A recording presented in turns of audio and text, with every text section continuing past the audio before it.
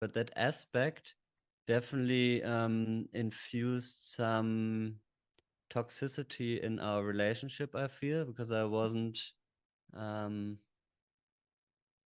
super pure all the time in a way that I was maybe not honest about the amount of pressure it put on me, but I expressed it in different ways because I feel I wasn't mature enough to say that, because I felt it was my responsibility to not hurt you. Josies, this week's podcast episode is a very intimate and special episode. For me, it's super important to share this because I know what it's like to not get closure. And therefore, I'm very thankful to be able to provide this space and opportunity to reflect on my past relationship with my ex. And then from there, also give you the space to reflect on your past relationships. Maybe if you don't have that opportunity to do that with your past partner, or maybe this is even an inspiration to someday take that step.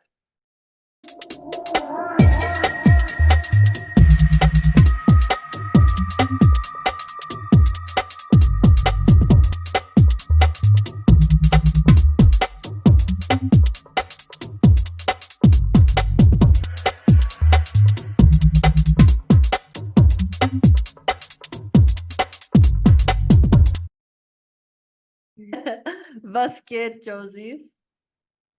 Heute wird richtig special. Today is going to be a really special podcast episode. For introductions, I have here Felix Faller, a creative generalist with a focus on human connections. Felix is reporting from Berlin. And for those who don't know why this is such a special podcast, it's because Felix is my ex of 7 years now.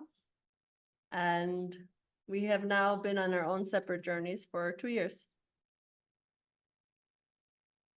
So we are really excited to share our experience, our wisdom, and our lessons with you all of this human connection between Felix and myself.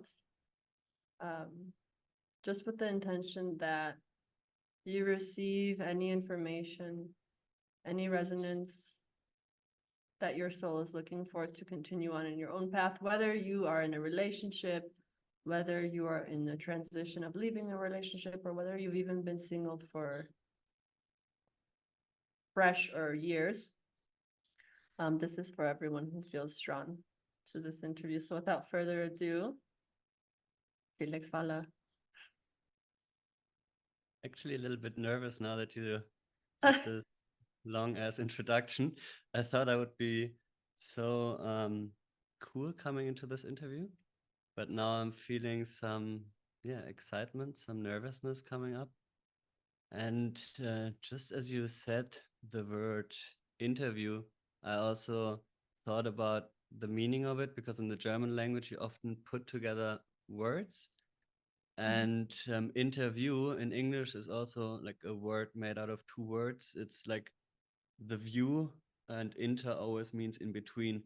So actually, when I thought about that, I think it's actually a fitting word for this conversation we have now, because we're gonna, I think, explore the common view and what's in between.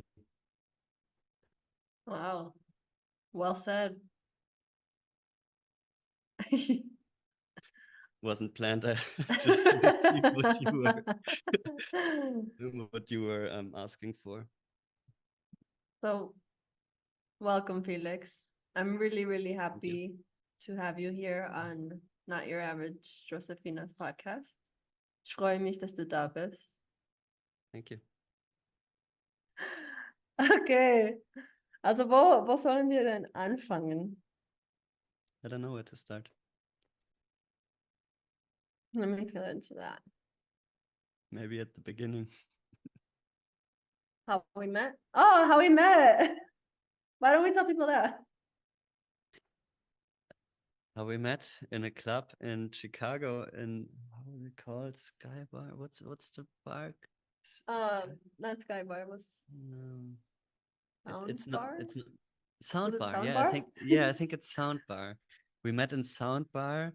Um, I was actually in my 3rd or 4th month over there in Chicago, working in Waukegan, but mainly there to enjoy the States and enjoy this experience, exploring the city, being on an adventure on my own.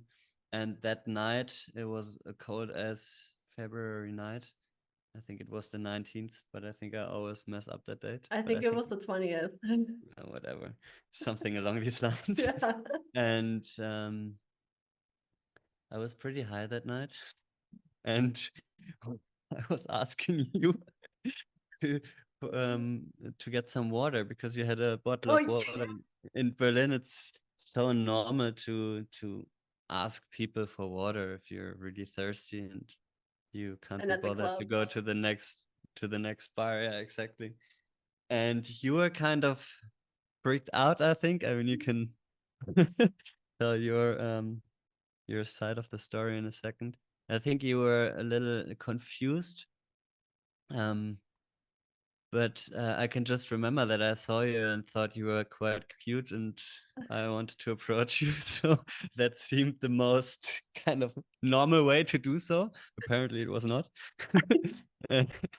And yeah, that's how I got to know you. Then I asked for your number, and a couple of days later, we met in a cafe in Logan Square.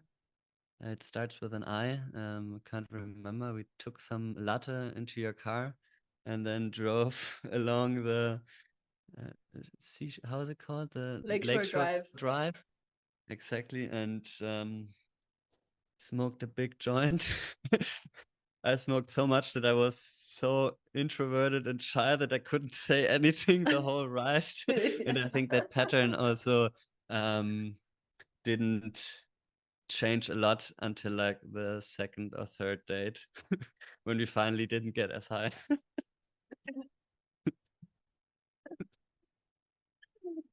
Yeah, so okay, my interpretation of how we met was yeah, it was Soundbar. I went out that night. I didn't even plan to go out that night, but my best friend Lydia and her partner Bart, like that was what we did all the time, was to go out, listen to house music, party.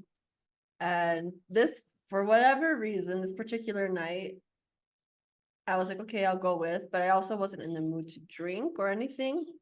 So I was just drinking water that night. And because I was alone there with Lydia and Bart, and usually we're in a group with our girlfriends, like I just went and did my own thing. And I remember you before the water incident because I felt like you were like a shark or a little fish around me the whole night. Like I could feel you. And I remember it was James and Bella. He was playing. I think that's how you call him. Yeah. And I remember like recording him. And I swear I heard your voice like, oh, you can't capture that. And I was just like, okay. But then like you left or something. And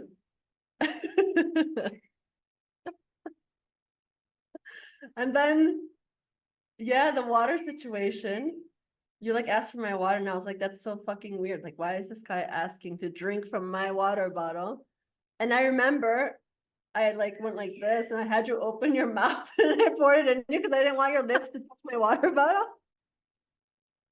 And from there, I also remember like dancing, and we were dancing together. We were dancing together. We didn't really talk. And Lydia comes, and she's like, hey, we're leaving. And I was just like, oh, okay, like, bye. And I turned and I left, and then you like came after me and we're like, wait, can you take my number? Or something. Yeah, I took your number because you wanted me to, so I took it down. In my memory, it's still like, I remember you like coming in and like giving me a whole bunch of kisses on my cheek. And I was like so confused by you because I've never had an experience like this. I'm only used to like American men, you know, or boys back then. So I was really like confused at your personality and who you were as a person. And a couple of days later, that's when I wrote you, and we decided to go get that coffee. And I remember like being late, and I walked up there, and usually you're the late one. Usually you're the late one, but that day I was late because I was driving into the city, and I remember like pulling up to the cafe, and it was super cold out. You had your big green puffy jacket, but you were waiting outside of the cafe.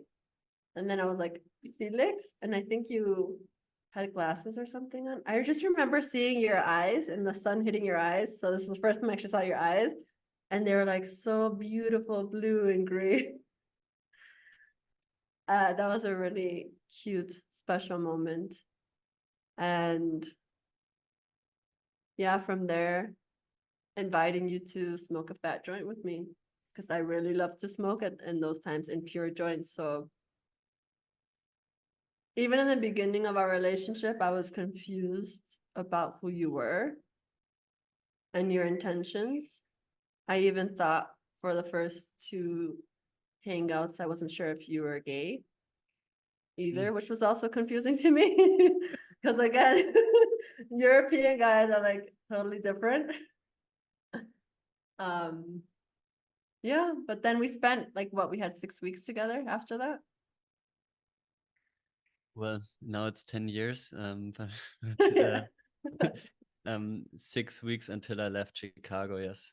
Yeah, exactly. So because you were coming to the end of your trip, we only had 6 weeks together. And for me, in my experience, that was like the most intense. Like, I feel like we really fused together within those 6 weeks. I remember going often to your place, to just hang out and enjoy like the last time that we had together. Yeah. So that's how we met. And to speed a little through the years we've been through after you went back to Berlin, we stayed in contact, which was really nice because I really felt your receptivity of wanting to maintain the relationship. I felt from your side you were still like, you would FaceTime me like every 2 weeks. And I went to go visit you in Berlin. I don't know what it was, but I felt like something calling me and pulling me to you, and to really make that effort to be in contact again. So yeah, visited you in Berlin. Then I went around Europe alone and ended up coming back to Berlin before I went back to Chicago, because at that time we didn't know what was gonna happen. Like, I had a feeling that I wanted to move to Europe, and I had a feeling that you were someone really special to me and someone that I wanted to get to know and explore and just follow my heart that was like pulling me to you. So yeah, then after I went back to Chicago, I remember I came back and I told my mom, like, I'm moving to Berlin. And she was like heartbroken, but I was like, I'm gonna fucking do it. And so I worked 9 months to save, learn German, do all my paperwork to get my visa. And then I came. Yeah.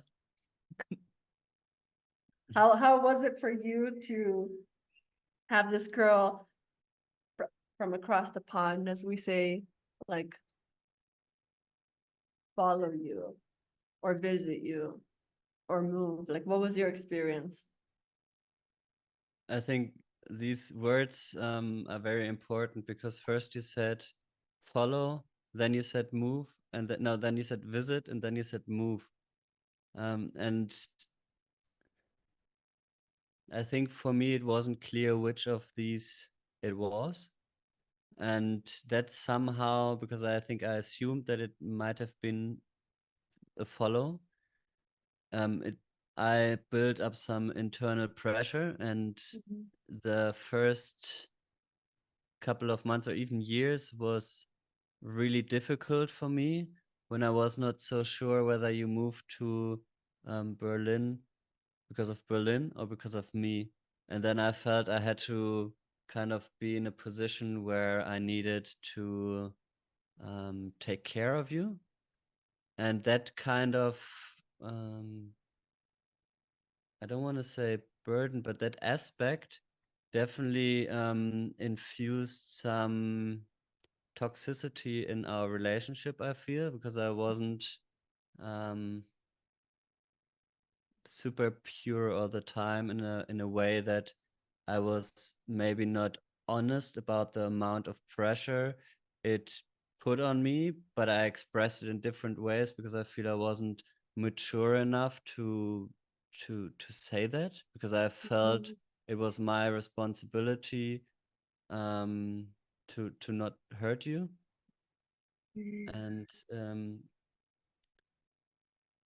yeah, that was a difficult time, I would say. It was beautiful. It was very nice because, of course, I was also in love and I felt so drawn to you. But then at the same time, I was like, fuck, she's just here because of me. And like I built up some pressure in me.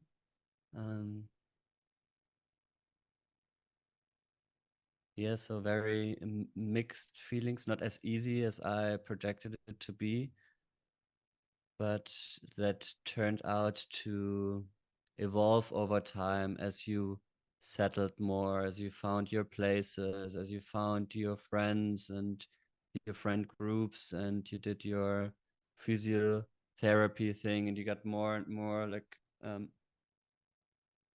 you stood on your own feet. I mean, you were from the beginning, but I, like I just had this image in my mind that was getting in the way.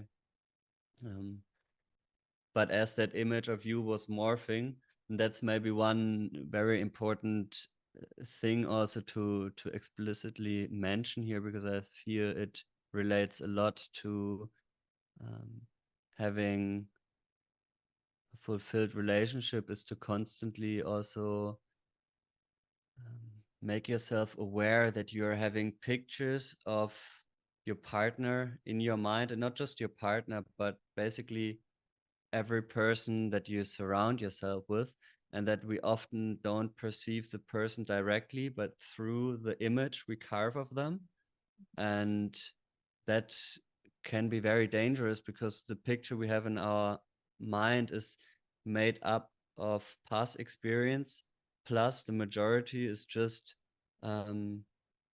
basically assumptions, unconscious assumptions that we make, because our brain kind of fills the gaps and wants to have like a tangible picture, an image in our head, to then compare the action that we actually see out there in the world to this picture. And this is probably a trap that I've been in for a long time, not realizing that I was seeing you through this picture. And I think it also created a lot of conflict.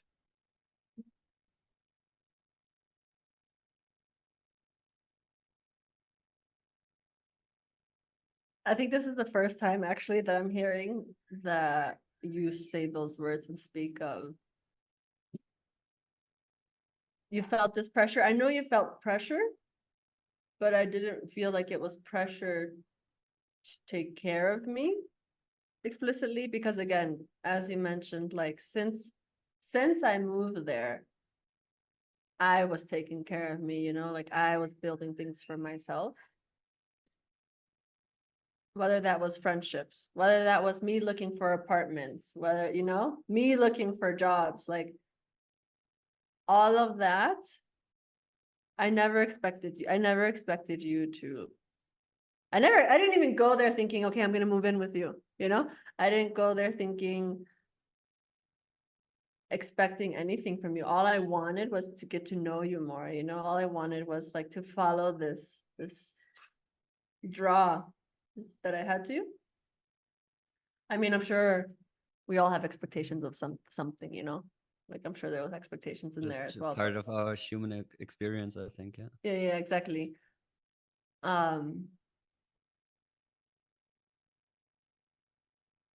But I think you said this so beautifully of, how did you say, like you were projecting what your Perceiving. mind, perceiving me through you, you know? Yeah. And because that wasn't really communicated, as you mentioned, like, again, that was never said so directly like that. And definitely at the beginning, we were both in our early 20s. Our communication was a whole other different level than it is now. And so I'm sure we didn't have the tools on how to do that with each other. And I felt that really set the tone for our relationship and the way that it began, which was not sturdy. Not so sturdy. And there's something coming up here with like words, I'm realizing, because the communication was not direct, or sometimes lacking complete honesty or directness. But also important to mention was the language barrier. Something that always really stuck to me in the beginning of our relationship was the fact that you felt like you expressed to me that you couldn't really be yourself with me because I didn't speak German. And so you couldn't express yourself properly. And that was something that highly influenced me to speak German. I was like, oh, hell no. Like, I wanted to get to know you. I want to experience you and your authentic self. So, like, I'm going to learn it. Good motivation to learn a language. Yeah, fall in love if you want to learn language. But also, even though I learned German, I got really good at it. There still comes a part where people need to learn how to communicate clearly. So that is no longer a language barrier, rather a barrier between knowing oneself and being vulnerable and showing oneself. So knowing oneself and showing oneself. Yeah, what comes up for me as you're talking about this is, I think both of our transformation after some time, that we kind of got to appreciate our internal worlds more and our feelings and how our perception actually shapes how we take in reality and how we filter it. And I think that's so knowing yourself is one of the crucial cornerstones to actually make a relationship work. I can remember how I was, to just give a concrete example to the listeners, how I got very loud back in our relationship. I was sometimes pissed and I would like scream at you. And I was justifying. I feel screaming. I still think it's okay from time to time. I still hold that view. But I feel how my reaction after those times when I was screaming was one of blocking you off, of not allowing you to come to me, of being very cold, of building up a wall. That was my kind of way to deal with our conflict. And I think that behavior got transformed majorly after I started meditating a lot and after actually just observing what's happening inside of me while I have these emotional triggers. Of course, this is a very, like, it doesn't happen instantaneously, because in these moments, of course, these are the easiest ones to forget, that you should hold attention to what's happening inside.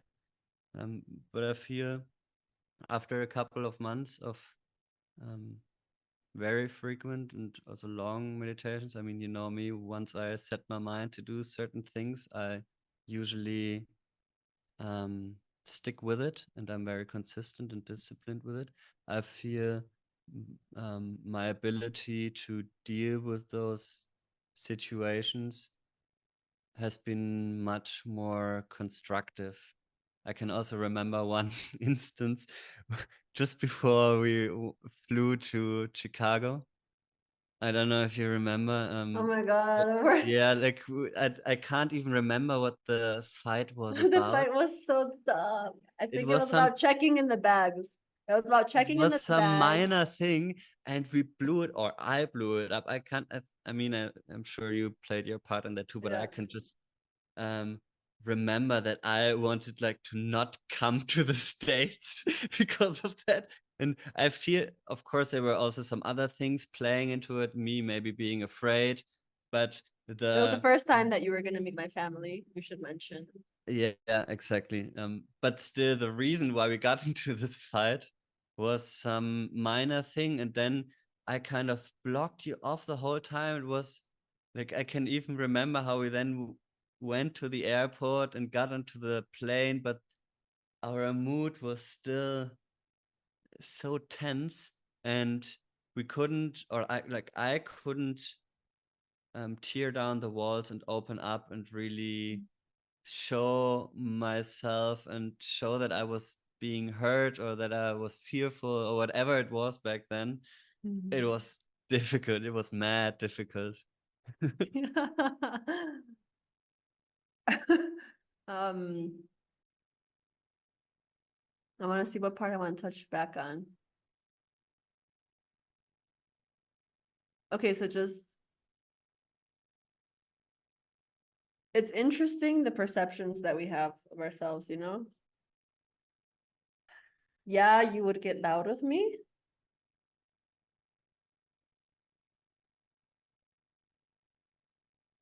But I don't ever remember me thinking like, oh my God, Felix yells at me. Like that was never something I thought of. But also probably because that's something I grew up with. Like my parents yelling at me and my sisters yelling at each other. Like yelling was something that was completely normal in my household. So maybe for you it was such a big thing that Now that you're saying this, I have in my head that you said you don't want me to scream at you and that I should talk properly to you. yeah, that's I true. think it That's was true. That's actually a true. That's prophecy true. because my That's mom true. was also screaming a Yeah, lot. yeah. That's true. Okay, I take it back. Yeah, that was a problem. And in my mind, and please let me know if this is true or not, but in my mind, I felt like I was always screaming at you because I felt extremely insecure, unstable in our relationship, as we mentioned in talking like how it started. I didn't feel confident in our connection or you wanting to be with me or in our relationship. And so that instability expressed itself in jealousy. Right. And so I remember all of the jealousy that I would feel. And that's such an intense, extreme emotion. So I remember all the times that it would come up of like not being able to control the situation, not being able to control you. And that would piss me off. And I felt like I was screaming at you a lot.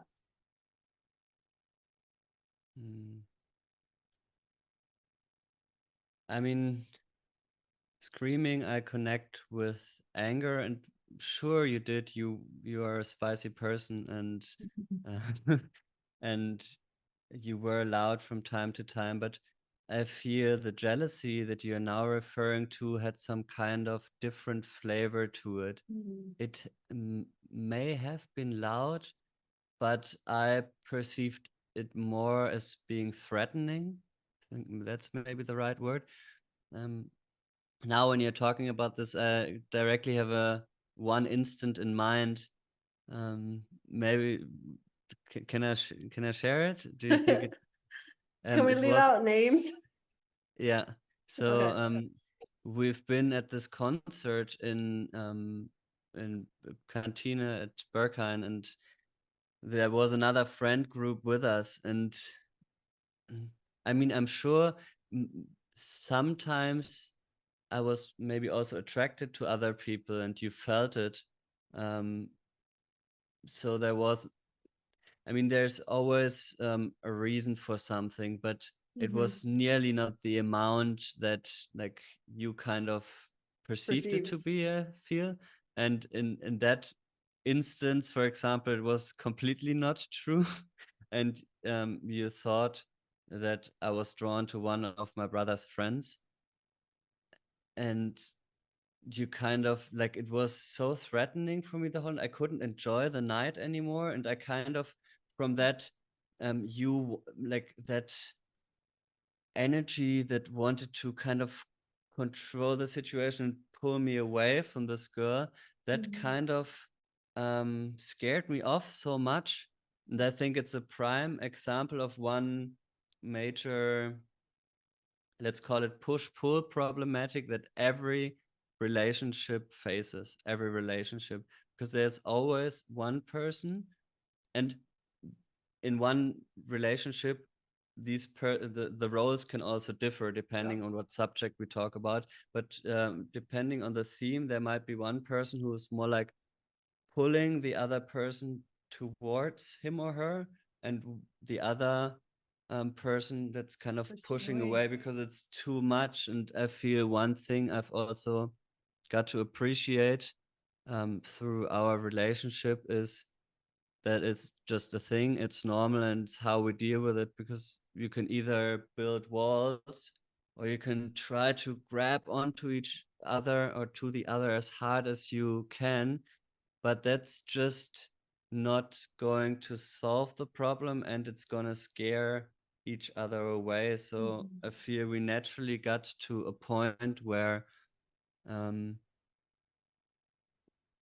where sometimes when there were these instances where when you were maybe a little jealous that you were not pulling as hard, and I could maybe make 2 steps back, but then 1 step forward. And that kind of movement where we imitated the other one and made a move towards, or when you felt that I needed more space, that you also let me be in there, that this is a very helpful thing to do in relationships.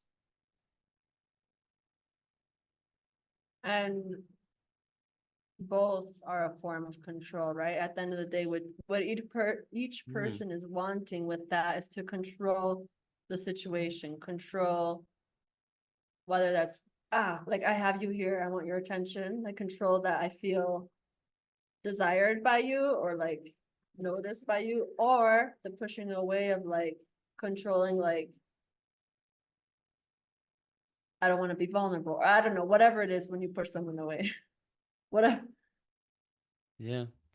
And I mean, I feel these patterns are very much unconscious. That's why it's difficult to break them, and they usually root in your childhood. That um, by maybe holding on to your parents, that was the only way to receive love. You always had to fight to maintain the relationship, whereas in other instances it might have been that you had to fight for your own dignity and for your own space, and that you carry on these patterns into your adulthood, into your adolescence, and then you also attract the opposite partner with which you can play that game to then understand and resolve these patterns and potentially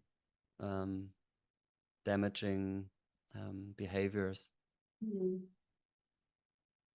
You mentioned how with time we were able to start a creative dance, learn how to let go of that control a little bit more. A little bit more is good. A little bit more, right? And so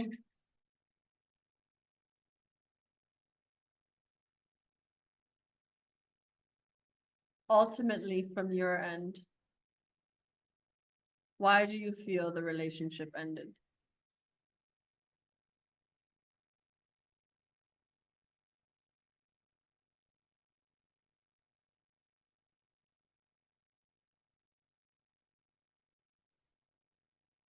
I feel there was a lack of commitment from my side. I think that was one thing that you always, and I think it's also like a critical point for any relationship, that of course there needs to be attraction, but that's not enough. There needs to be a future perspective, and there needs to be commitment. And I feel my lack of commitment was something that was a reason for you also to not be in this relationship anymore. I feel there were reoccurring themes of conflict, even though in retrospect I'm more realistic about it and think that's happening in every relationship. And I mean, the way we dealt with those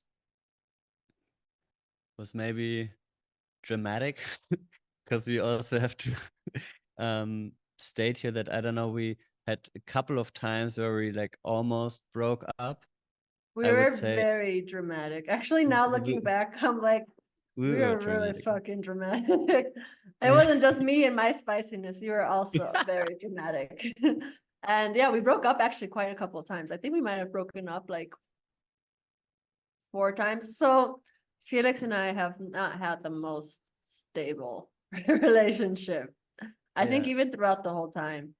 The last years was more like this. I felt consistent, but I think the first three, Even three, though even though we had some of these major crises also in the last 3 years, I think at least one of them. And at the same time, I feel this also added this kind of spiciness to our and uniqueness to our relationship, because it was intense and we grew a lot with each other and we challenged each other a lot, and we triggered each other a lot but also grew. I also mentioned that next to the commitment and the attraction, the perspective is also something that's super important. And I couldn't see myself in Mexico, and that was clear for you also to live in that part of the world. So that was also a contributing factor. But I'll also be interested to hear from you, because it's sometimes difficult when talking about this. I cannot pinpoint it down and name the factors clearly. It's more like a feeling also that it was overdue.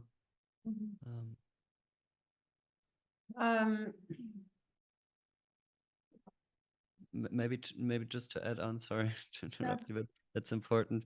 I feel also that it was not like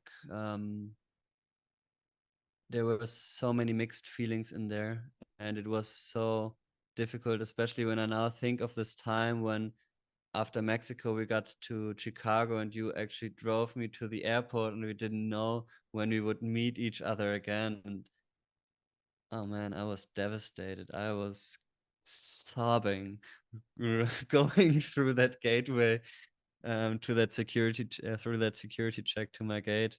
It was really like I didn't know what was going to happen. I was crushed. And it was just such an overload of contrasting feelings that it was difficult to cope with at that time. But that's something I definitely wanted to throw in the mix, that it was not like, okay, it's over and maybe this kind of sensations and feelings are the ones that are dominated. No, it was confusing, overwhelming. And I wonder, now that we're talking about it, like how many other people have experiences like this in their relationship of constantly like breaking up on and off, this drama, this passion, this fire, you know, like I'd be interested also to hear from those people if they also experience this in their own relationships. Because again, that me driving you to the airport, us not knowing when we're gonna see each other, that wasn't the first time that happened. Like that's happened to us quite a couple times. Like after we first met in Chicago, I drove you to the airport. We were also sad because we didn't know when we were gonna see each other, and we just had this intense connection. And then when I visited you in Berlin and you drove me to the airport, we were again devastated because we had such a great time again, and I got to see you in Germany, and I don't know, it was just really, really beautiful to stay with you in your place, you know, for I think I was there in total like 3 weeks or so. And again, you driving me to the airport, us not knowing what's happening after this. And when we broke up and we were in Chicago and I drove you, as you mentioned, but then also when I was in Berlin in 2022. Yeah, it was 2 years ago now. It was in February, Okay, yeah. 2 years ago. Exactly. And you were the person who drove me to the airport. And the same thing, like, I don't know when we'll see each other again. So I'm curious. That seemed to be something of our relationship. And again, playing off of like that's like a mega or macro of the micro of what we were experiencing in our relationship, you know. Like break up, not knowing we're gonna get together, break up, not to, like this, you know, but in a very volatile way. It wasn't smooth. It totally rocked us internally, I'm sure you too, and created this consistent feeling, at least I'll speak for myself, this consistent feeling of instability, of how quick a relationship can end. And you don't know if you come back together or in those cases, if you're going to see each other again.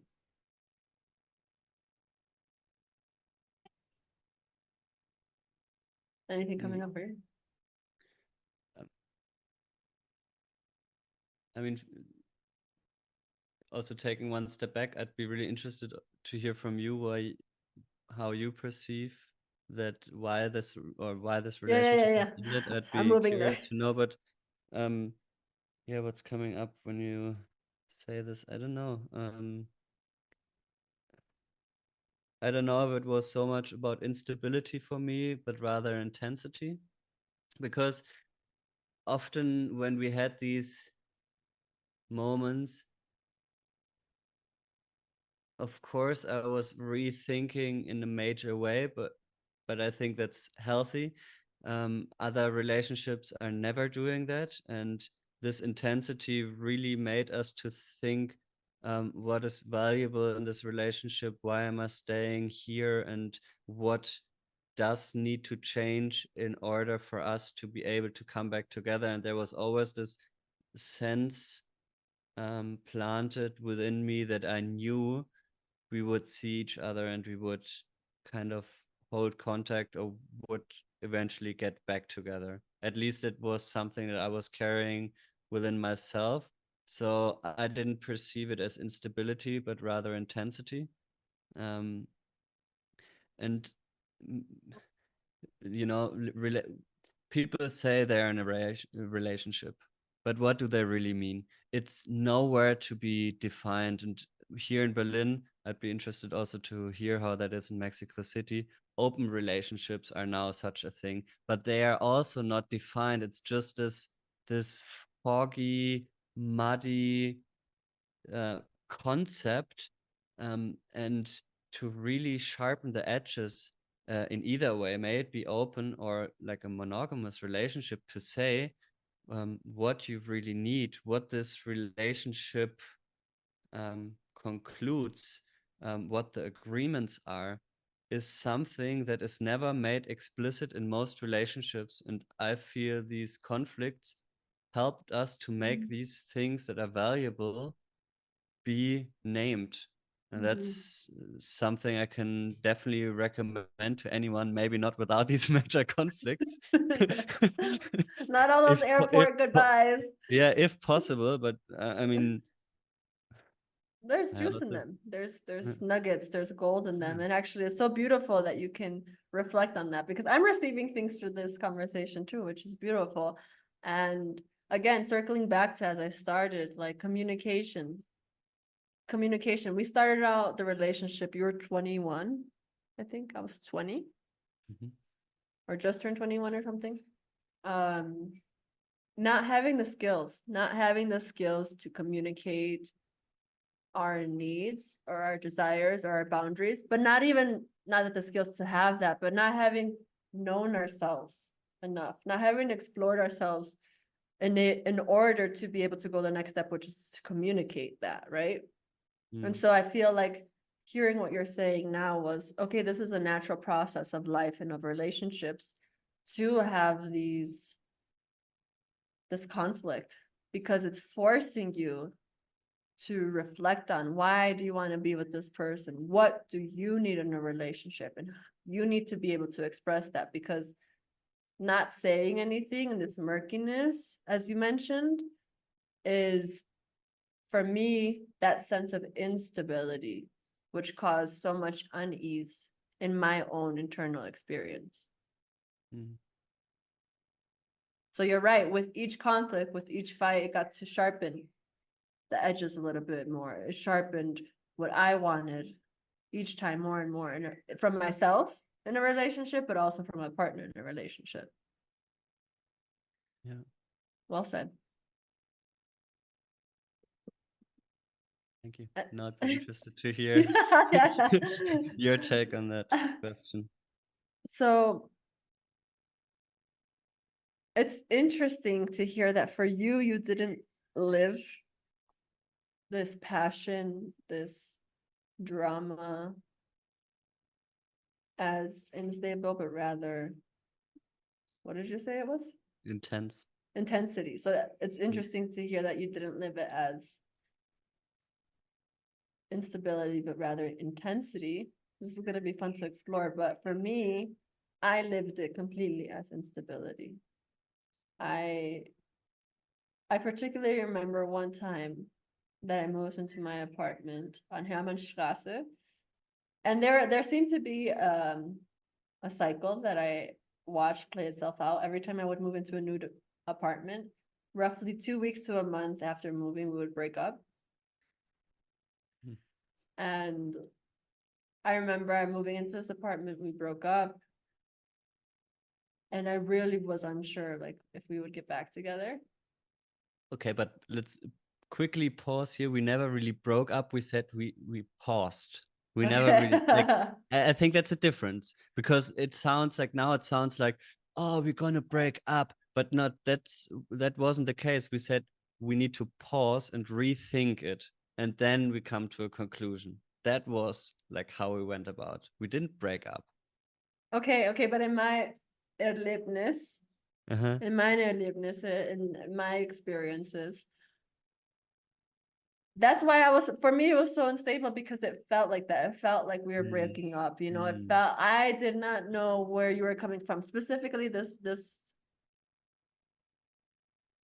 pause or breakup that I'm talking about. I remember your mom coming over and me talking to her, and I was like super devastated and was just like, fuck, like, I think this one's it. I think this is it. Like, you know, I think we're just done. And I remember her telling me, like, what?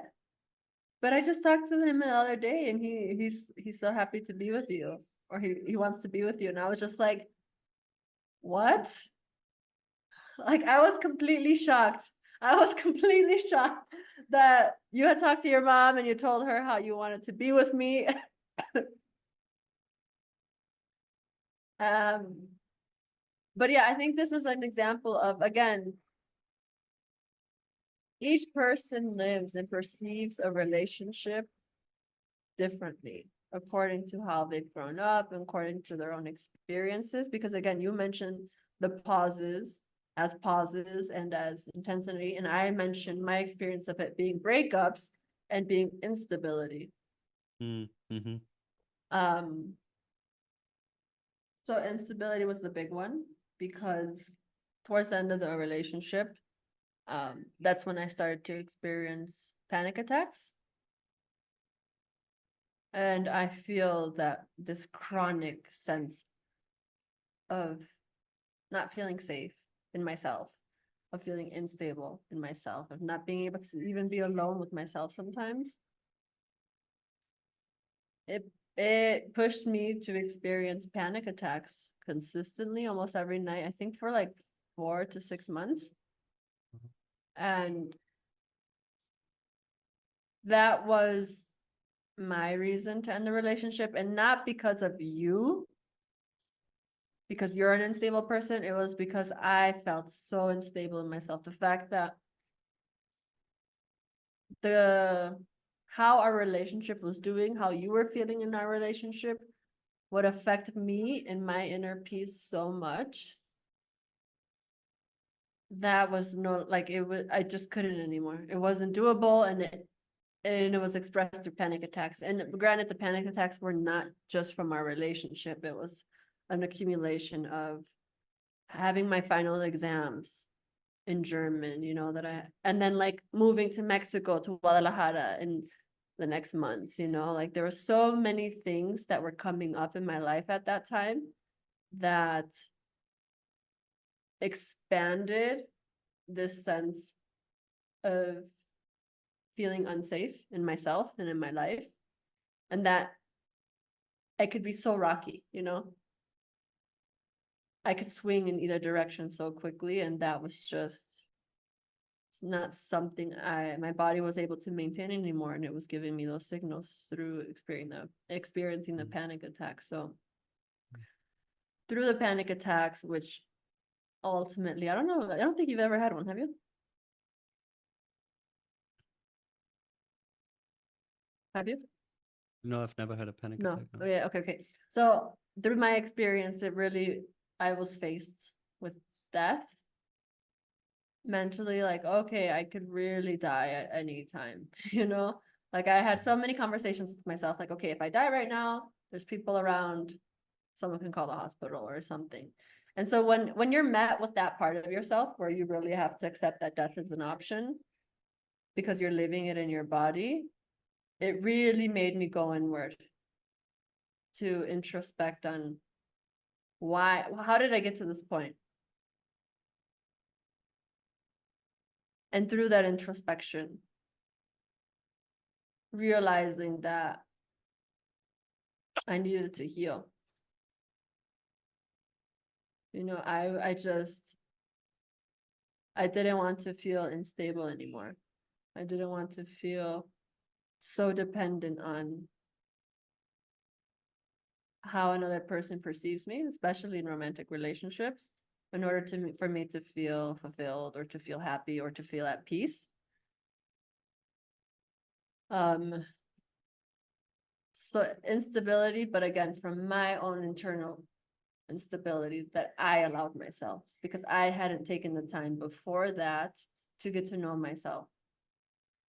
Really. The commitment,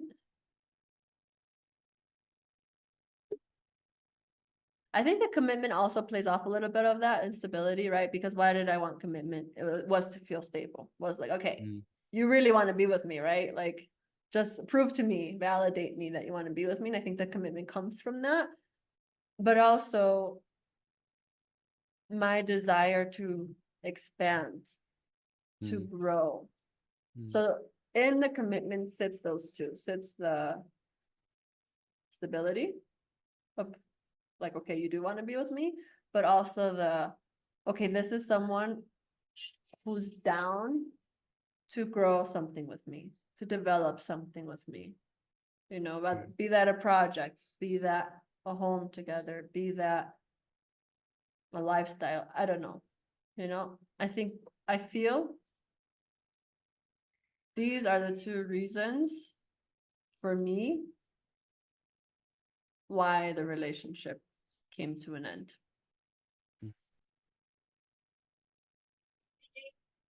I'm so happy you posed this question, because I feel we've never talked about it that clearly, and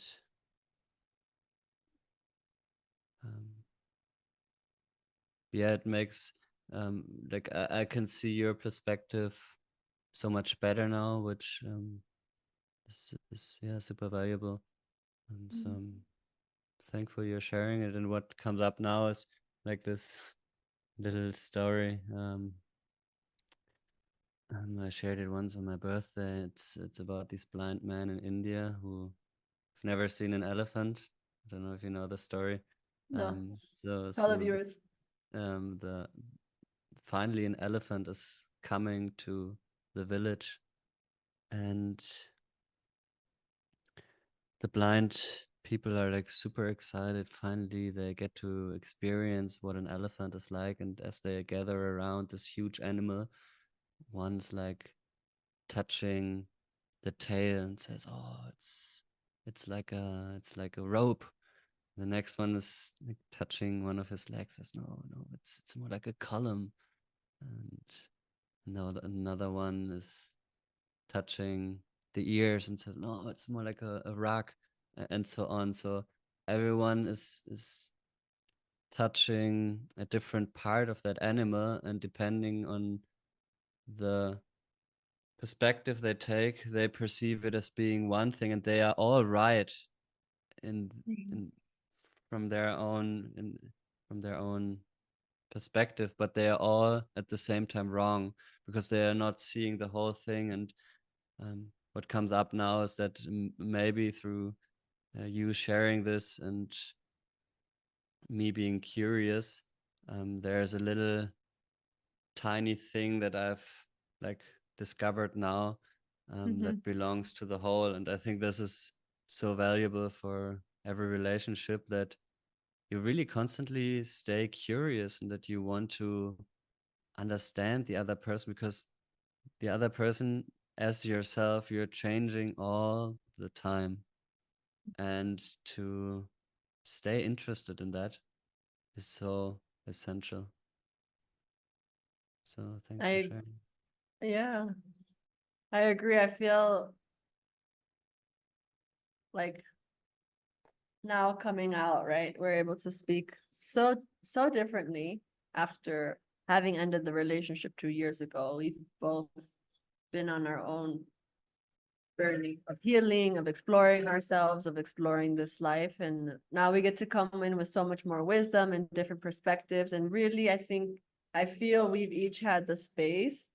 So we each have gotten 2 years that I feel we've really taken to be with ourselves, to get to know ourselves, to really dive deeply into introspection.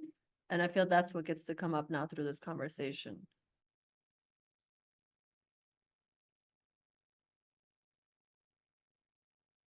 And this being the wisdom also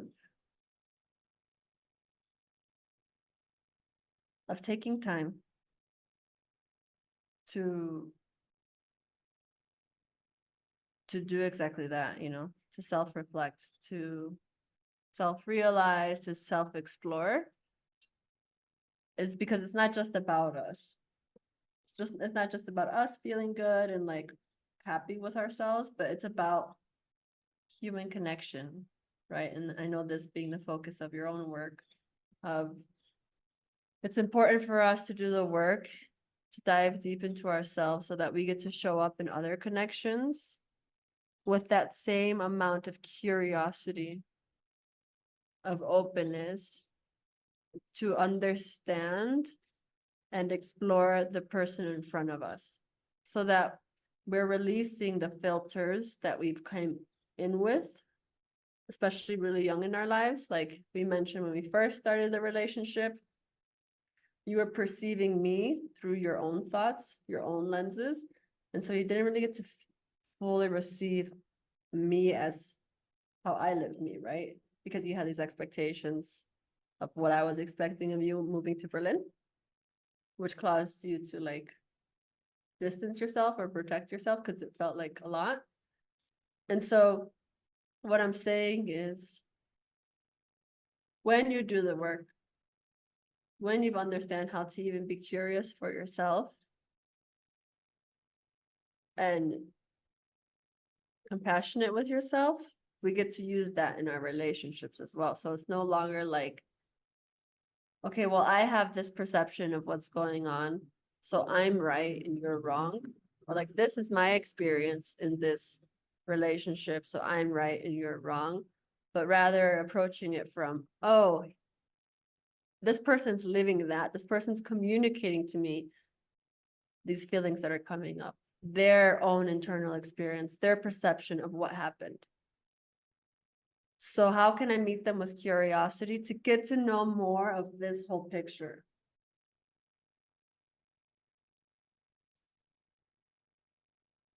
So I feel this has really been the gift, one can say, of also ending a relationship, and also the gift of being alone in your journey for some time.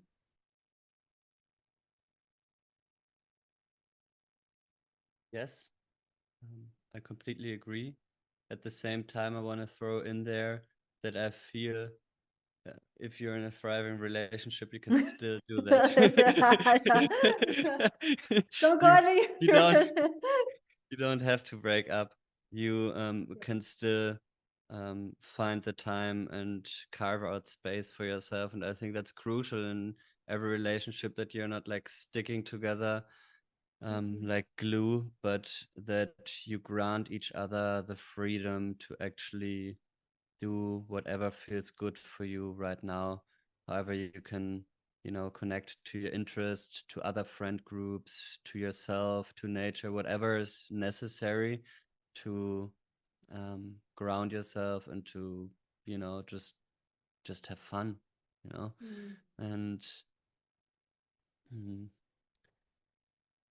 I think it's always helpful to find some sort of balance in reflecting and in doing, because we tend to overemphasize one of the two things, also in relationships or in personal development or personal unfolding, whatever field you want to look at, we tend to overemphasize the passive or the active part. And to really, I mean, that's a lifelong task, but to really see how you can get more to the center, to a place of equanimity and balance is super important from my point of view. That reflects back to the passive or active. For me, what's coming up, it's reflecting back on the habits or the tendencies that each person can have, going back to, again, are you the one who pulls someone in and controls that way, or are you someone who pushes away and controls in that way, right? Because one of them is more active, like pulling, and the other one's more passive, of like not doing anything or just having this distance. And how to come into this equanimity, you say, or into this balance, I think is also just a dance between the two. Yeah. Relationships are a dance where you try not to fall. And if you fall, you get back up and try to. Hopefully you're with someone, yeah, that will. But also what came up to me, I think is really interesting to state is, yes, if you are in a relationship with someone who you feel supported by and you want, and each person is really dedicated to the relationship and to their own growth, I think a great way that you can still explore oneself, yourself, while being in partnership is to be curious about your partner and to ask them questions about their experiences, because then you're helping them dive deeper into themselves. Yeah, and I think that's what really a mature relationship is also about. It's about mutual growth and mutual support it's not a one-way street, but it's a ping-ponging back and forth, and really trying to help each other out, and um, pointing out things that they're doing good, things that you really like about them, but then also being honest when it might feel uncomfortable. It's something you were very good at, pointing me towards things, or also saying uncomfortable truth. But I feel I am oftenly scared of it damaging the relationship. Whereas what I found with you was that these were instances that actually strengthened the bond between us. So encouraging anyone who listens to this to do one brave step, and maybe mentioning something that is not so easy for you, but that you intuitively know it might nurture and help your relationship. Yeah, and going off of that, I think this is an important thing to expand on. Again, the perceptions, right? For you, one thing that where I always felt tension in the relationship was you wanting to protect me. Not saying something to protect me, you know, or not doing something to protect me. And that for me was always like a sense of you taking away my freedom in a way. Yeah. And also energy, right? Like that's something I feel we tend to forget as humans, is even though you're not saying something, there's still energy behind that, behind your action or inaction, that the other person, your partner especially, can feel. And so that created also senses of not being able to trust you, because even though you came with a good heart of wanting to protect me, I could still sense that you were not being authentic, you were not being honest with your actions, or with yeah, let's just leave it at that, with your actions. So that was something I was already perceiving energetically, subconsciously. That's why for me it was so worthy. It was so valuable for me when you would really just be so honest, whether it was gonna hurt me or not. Like I valued that 100 times more than your protection. You know, I valued your honesty, your authenticity way more than you trying to protect me. Because then I even felt more safe with you being honest. And even if it hurt me, if it hurt my ego, I energetically felt so much more safe with you. Yeah, and it just makes sense as everything is evolving and changing. There is no real, in the end, there is nothing which is completely stable.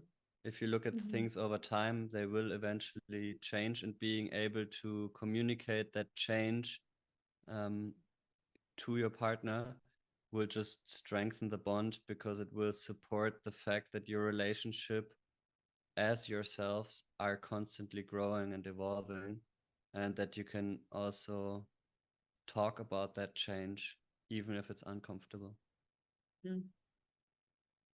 And I think what's really coming out of here is the importance of connection within oneself in order to be able to connect with your partner or friends or whoever be it. But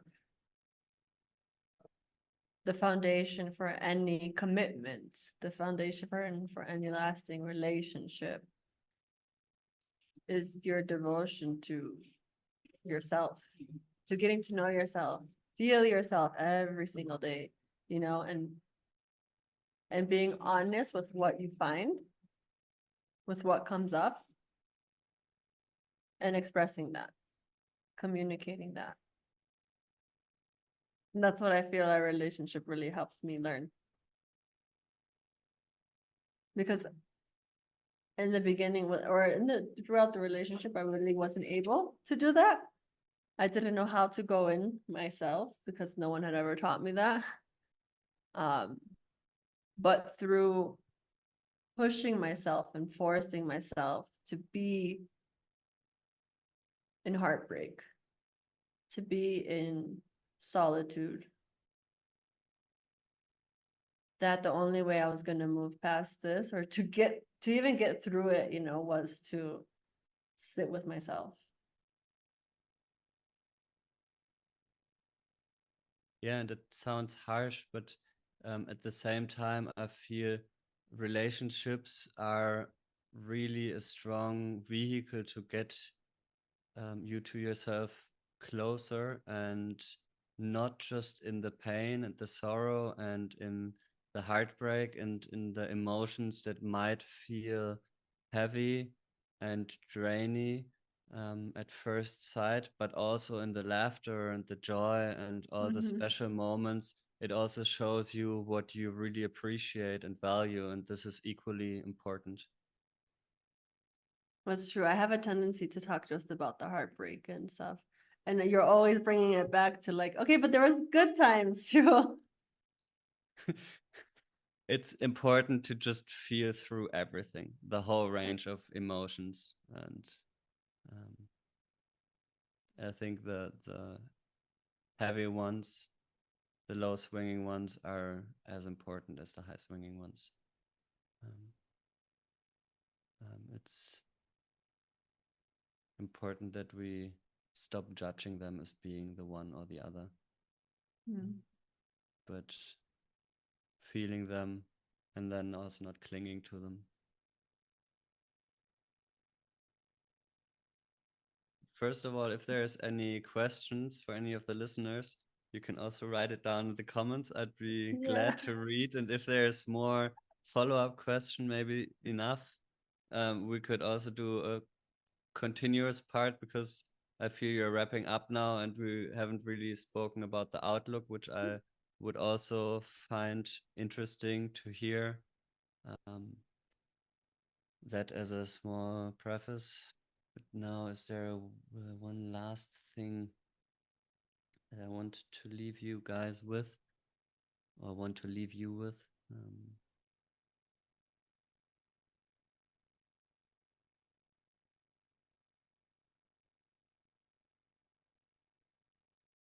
Don't just stick to your rationality, but over the years, I learned to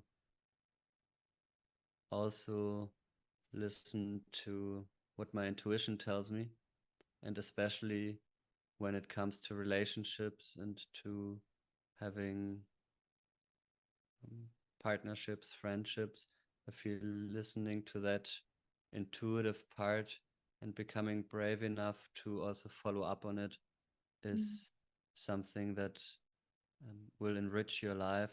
It surely has lifted mine up, and maybe that's something that you can take with. And of course, I also appreciate you for having invited me and created that space and the opportunity for us to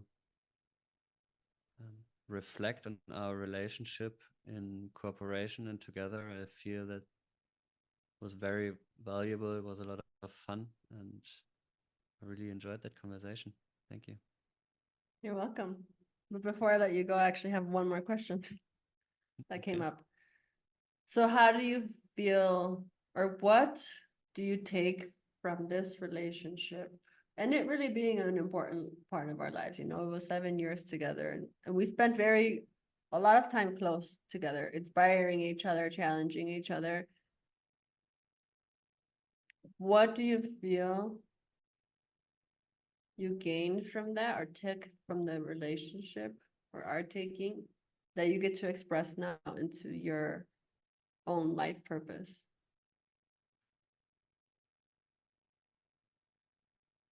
having a more intimate connection to myself being one thing that fundamentally changed my outlook towards life, is something that I want to highlight once more.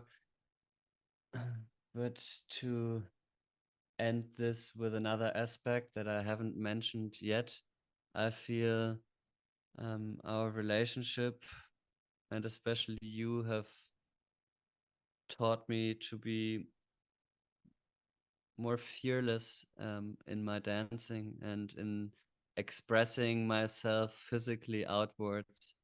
And that has definitely changed how I relate to people, changed how I can appear in new groups of humans, and something that I deeply cherish, and I think that wouldn't be possible without you or our relationship.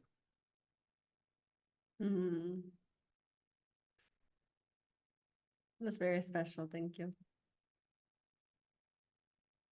It's funny because that's how we met, right? The dancing.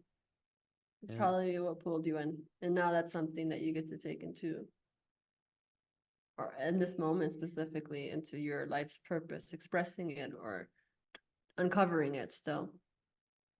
For me, there's two things as well. So this sense again of self, of like exploring myself, being with myself, but in a way, a very sensual way. So through the relationship, through the breakup, through the healing, I have now discovered a technique that worked for me to move through all of that, to heal through all of that, which is sitting with my body, with the sensation. So be that somatic intelligence or body intelligence, I really deeply got to connect to that because it was a necessity for me to heal. And now this expresses itself in everything. As I mentioned, even in my painting, I connect to that skill of feeling my body. Or now when I make decisions, I connect to, okay, how does that decision feel in my body? Or any situation in life, giving myself the space to go inward for even just a moment to see what I'm feeling before I make a decision or before I continue creating. This has been such a gift that I got to take from who I was in the relationship and who I transformed into now. And again, and it doesn't just end with me now. This is something I get to teach people. I get to show people how to do it themselves. And it's important that we remember that our healing and our gifts, it doesn't just end with us, and it's not just for us. We get to live it, create it, and experience it first, but because it's something we get to give then after. And that giving, that helping someone else on their purpose and their mission, that is a fucking gift. And so this is what I receive also from the relationship.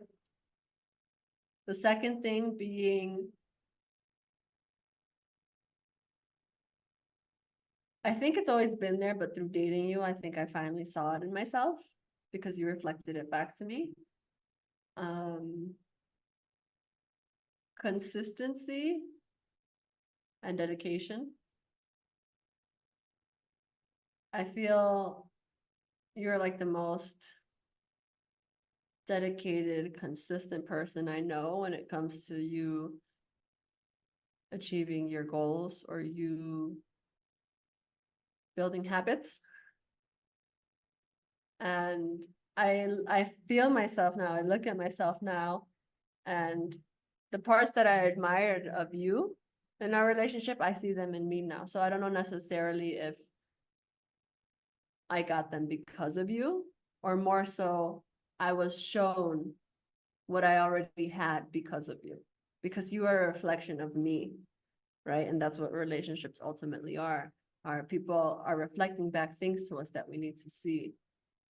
And this is something that I value so much, that I am someone now who can have consistency in my rituals, in my morning routines, because I know how effective it is in the way the rest of the day, the rest of the month, the rest of the year gets to play out.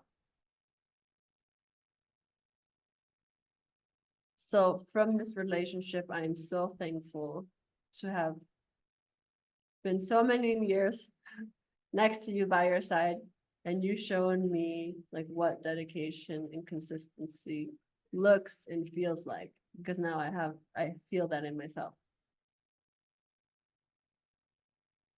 Thank you.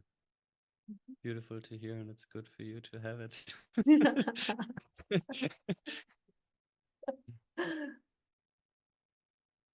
Okay, well, also I feel it's important to mention Felix also has his YouTube channel where he explores also a lot of different topics on self-exploration, life. It's mainly in German, but you can find me unter Neue Perspektive on YouTube. But I also got a website. It's called felixantonfaller.com. There you can find all my socials, my Instagram, where I publish some of my art, some of my thoughts, some of the graffiti, and I've actually got one very exciting project coming up next week. For that one, you gotta check my YouTube channel. It's still in the planning, but I hope it's gonna turn out nicely, and it's also gonna be about inspiration, going to your limits, and exploring human connection. So if that's something that sounds juicy to you, feel free to look me up. I'd be happy. And of course, I'll put the link in the show notes so that it's easier to access you. Felix, vielen Dank. Vielen Dank. Thank you for your presence, for your own self-reflection, for all of the work you did for yourself these past years, and that you get to bring to this conversation today. I know how much pain, discomfort, fear, hope, uncertainty that you had to move through in order to show up as you are today, to bring the wisdom and the nuggets that you do today for not only just us in this conversation, but anyone who is called to listen to this. So I honor all of your own healing that you've put in, your returning to yourself that you've put in this whole time. And I am thankful to still have you in my life and to see the way in which our relationship continuously transforms. And thank you also for being a representation to me, which is again another reason why it was so important for me to have you on this podcast, is that relationships don't always have to just end and be cut off and pushed out of your life, which is what I knew before you. But rather we get to still maintain contact and still grow together in our own unique way. So thank you for being another teaching of that.